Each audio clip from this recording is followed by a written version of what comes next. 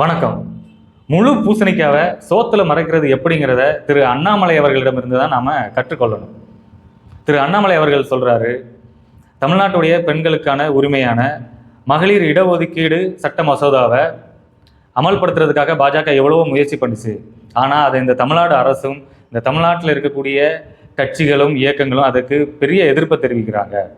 குறிப்பாக பாஜக கூட்டணியில் இல்லாத மற்ற அனைத்து கட்சிகளும் இயக்கங்களும் இதுக்கு எதிர்ப்பு தெரிவிக்கிறாங்க. அது மட்டும் இல்லாமல் நாடாளுமன்றத்தில் கூட அவர்களுடைய எதிரான வாக்குகளை செலுத்தி இதை அமல்படுத்த முடியாமல் தடுத்துட்டாங்கங்கிறார்.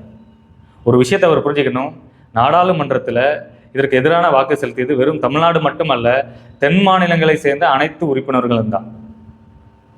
உண்மையிலேயே திரு அண்ணாமலை அவர்களுக்கு தமிழ்நாடு பெண்களுடைய உரிமை மீது அக்கறை இருக்குதுன்னா ஏன் இந்த சட்டத்தை அமல்படுத்தலைங்கிற கேள்வியை உள்துறை அமைச்சர் அமித்ஷாவிடம் தான் இதை நீங்கள் கேட்கணும். ஏன்னா 2023 நாடாளுமன்ற சிறப்பு கூட்டத்தொடரில் பெண்களுக்கான 33% இடஒதுக்கீடு, அதாவது இந்த நாடாளுமன்ற தொகுதிகளில் பெண்களுக்கான 33% இடஒதுக்கீடை கொண்டு வரணுங்கிறத 128 சட்ட திருத்த மசோதா 2023 மூலமாக அறிமுகம் செய்தவர் சட்டம் மற்றும் நீதித்துறை அமைச்சர் திரு அர்ஜுன் லால் மேக்வால். அப்படி அவர் அமல்படுத்தும் போது தமிழ்நாடு மட்டுமல்ல, தென் மாநிலங்கள் முழுவதும் இருக்கக்கூடிய நாடாளுமன்ற உறுப்பினர்கள் அனைவரும் அதை அதற்கு ஆதரவு தெரிவித்து உடனே அமல்படுத்துங்கிறது சொன்னாங்க. அப்போ 2024 நாடாளுமன்ற தேர்தல் முடிஞ்சதுக்கு அப்புறமா இந்த சட்டத்தை அமல்படுத்துவோம்னு சொன்னவர் யாருன்னா உள்துறை அமைச்சர் அமித்ஷா அவர்கள். அப்படின்னா இந்த சட்டத்தை ஏன் அப்பவே அவர் அமல்படுத்த விடலைங்கிற கேள்வியை திரு அண்ணாமலை அவர்கள் அமித்ஷாவிடம் தான் கேட்கணும். சரி, அப்போ இல்லை இப்போ கொண்டு வரோம், ஏன் எதுக்குறீங்க அப்படிங்கிற கேள்வி வரலாம். இங்கே தான் மோடியோடைய கேடித்தனத்தையும் அமித்ஷாவுடைய சகுனித்தனத்தையும் நாம் புரிஞ்சுக்கணுங்க. இப்போ கொண்டு வரக்கூடிய இந்த சட்ட திருத்தம் வெறும் மகளிருக்கான இடஒதுக்கீடு சட்ட திருத்தம் மட்டும் இல்லாமல் அது கூடவே தொகுதி மறு வரையறைங்கிற ஒரு சட்டத்தையும் சேர்த்து கொண்டு வராங்க. அது என்ன தொகுதி மறுவரையறை? அதாவது தொகுதி மறுவரையறைனா மக்கள் தொகையை கணக்கிட்டு அதன் அடிப்படையில் இருக்கக்கூடிய நாடாளுமன்ற தொகுதிகளின் எண்ணிக்கையை உயர்த்துவது தான் இந்த தொகுதி மறுவரையறை சட்டத்துடைய சாராம்சம். சரி, இதை பற்றி இதுக்கு முன்னாடி விவாதங்கள் நடந்தது இல்லையான்னு கேட்டால் நடந்திருக்கு. 1971 இந்திரா காந்தி அம்மையாருடைய அரசில் இந்த மக்கள் தொகை அடிப்படையில் தொகுதி மறுசீரமைப்பு செய்யக்கூடாது என்று அரசியலமைப்பு சட்ட பிரிவில் 82 திருத்தத்தை கொண்டு வந்தவர் இந்திரா காந்தி அம்மையார். சரி, அது காங்கிரஸ் அரசு, அதனால அவங்க கொண்டு வருவாங்க அப்படின்னு நீங்கள் பாஜக அரசு சொல்லலாம். ஆனால் 2001 வாஜ்பாய் அரசும் கூட மக்கள் தொகை அடிப்படையில் தொகுதிகளில் மறுசீரமைப்பு செய்யக்கூடாது என்றும் மேலும் இந்த சட்ட திருத்தத்தை 25 ஆண்டு காலம் ஒதுக்கி வைத்த அரசு பாஜக உடைய இந்த வாஜ்பாய் அரசு தான். சரி, 25 ஆண்டு காலம் முடிஞ்ச உடனே இந்த மோடி அரசு இந்த சட்டத்தை எப்படியாவது அமல்படுத்தணுங்கிற இவ்வளோ துடிக்க வேண்டிய அவசியமும் காரணமும் என்ன? வேற ஒன்றும் இல்லைங்க. பாஜகவுடைய ஆளும் மாநிலங்களான தொகுதிகளை, அந்த நாடாளுமன்ற எண்ணிக்கையை இந்த தொகுதி மறு வரையறை மூலமாக உயர்த்தி அதிகப்படுத்தி மீண்டும் தனி பெரும்பான்மையுடைய ஆட்சி அமைக்கலாங்கிற ஒரு சதித்திட்டம் தான். அது எப்படி நம்ம பார்க்கலாம். இந்த தொகுதி மறுவரையறை மூலமாக தொகுதிகள் எண்ணிக்கையை கூட்டப்பட்டால் கிட்டத்தட்ட 534 எண்ணிக்கையாக இருக்கக்கூடியது 848 தொகுதிகளாக மாறும். அப்போ 848 தொகுதிகளில் 424 தொகுதிகள் தான் ஆட்சி அமைப்பதற்கான பெரும்பான்மை எண்ணிக்கையாக இருக்கும். சரி, இதில் குறிப்பாக நம்ம கவனிக்க வேண்டியது இந்தி பேசும் மாநிலங்களான 10 மாநிலங்களுடைய தொகுதிகளை மட்டும் நம்ம கணக்கிட்டு பார்த்தா 455 தொகுதிகளாக வரும். குறிப்பாக பீகார், குஜராத், உத்தரப்பிரதேசம், மத்திய பிரதேசம், மகாராஷ்டிரா, ராஜஸ்தான் போன்ற மாநிலங்களுடைய தொகுதிகள் எல்லாம் ரெட்டிப்பு மடங்கு அதிகரிக்கும்.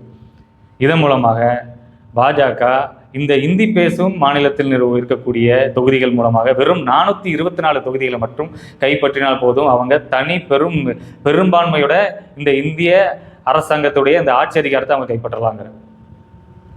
அந்த ஒரு சதி திட்டத்தை அவங்க செயல்படுத்துகிறாங்க.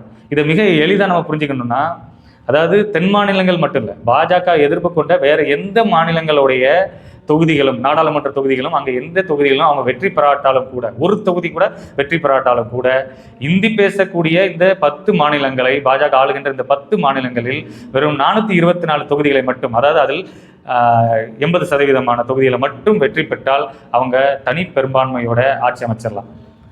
இதை எப்படி நம்ம உறுதியாக சொல்கிறோம்னா 2019 நாம் சொல்லக்கூடிய இந்த இந்தி பேசும் மாநிலங்களுடைய தொகுதி வந்து 225 தொகுதிகள், அதில் 80% தொகுதிகளை இந்த பாஜக கைப்பற்றியிருக்கு.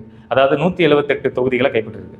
இதே இந்த தொகுதி மறைவு வரையறை சட்டம் மூலமாக தொகுதிகளோட எண்ணிக்கையை கூட்டிட்டாங்கன்னா அதே தொகுதிகளில் அதே மாநிலங்களில் பாஜக திரும்பவும் வென்றுச்சுன்னா 424, அது 80%ங்கிறது 424 அவங்க வென்றால் போதும், தனி பெரும்பான்மையோட ஆட்சி அமைச்சிடலாம். அப்படின்னா என்ன அர்த்தம்னா வெறும் இந்திக்காரனே இந்திய பிரதமரை தேர்வு பண்ணிடலாங்கிறது தான் இந்த சட்டத்தோட சாராம்சம். அப்போ தமிழ்நாடு மட்டுமல்லாமல் மற்ற தென் மாநிலங்கள் எங்குமே அவங்களுடைய உரிமைகள் எல்லாம் இழக்கப்படுவாங்க. அதாவது நம்மளுடைய நிதி இவங்களுக்கு வேணும், நம்ம நாட்டுடைய வளம் இவங்களுக்கு வேணும். நம்ம நாடுன்னு சொல்றது தமிழ்நாடு மட்டும் இல்லை, தென் மாநிலங்களுடைய வளமும் நிதியும் இந்த இந்திய அரசுக்கு வேணும். ஆனால் இந்த வாக்கு அவங்களுக்கு தேவையில்லை ஒரு இந்திய அரசாங்கத்தை இந்த பாஜக கைப்பற்றுறதுக்கு. இப்படி ஒரு ஆபத்தான சதி திட்டத்தை தான் இந்த மோடியும் அமித்ஷாவும் தீட்டி இந்த ஒரு மகளிர் இடஒதுக்கீடுங்கிற இந்த பெரிய ஒரு சட்டத்தின் உள்சாரமாக இந்த மறுவரையறை சட்டத்தை கொண்டு வர்றாங்க. இதை தான் திரு அண்ணாமலை அவர்கள் இந்த பெரிய பூசணிக்காக, அதாவது மறுவரையறைங்கிற இந்த ஒரு அபத்தமான சட்டம் என்ற அந்த முழு பூசணிக்காக இந்த சோட்டில் மறைச்சு மகளிர் இடஒதுக்கீடுங்கிற ஒரு முலாம் பூசப்பட்ட ஒரு சட்டமாக வெளியே தோற்றத்துக்கு காண்கிறாங்க. இவர்கள் செய்யக்கூடிய இந்த சதி திட்டத்தை தென் மாநிலங்களும் மற்ற மாநிலங்களும் இணைந்து முறியடித்திருக்கிறார்கள். இது மீண்டும் தொடராமல் கண்டிப்பாக மக்கள் பார்க்க வேண்டிய அவசியம் இருக்குது. அதற்கு இந்த சட்ட திருத்தத்துடைய அபத்தத்தை நாம் புரிந்து கொள்ள வேண்டிய அவசியம் இருக்குது. இப்படி ஒரு அநீதியான தமிழ்நாட்டுடைய உரிமையை நசுக்கக்கூடிய எண்ணம் கொண்ட பாஜக கட்சி திரு அண்ணாமலை அவர்கள் இதை குறித்து வைத்துக் கொள்ளுங்கள். வருகிற 2026 சட்டமன்ற தேர்தலில் பாஜக நிற்கக்கூடிய 20 தொகுதிகளிலும் மக்கள் இதற்கு தகுந்த பாடத்தை புகட்டுவார்கள். நன்றி, வணக்கம்.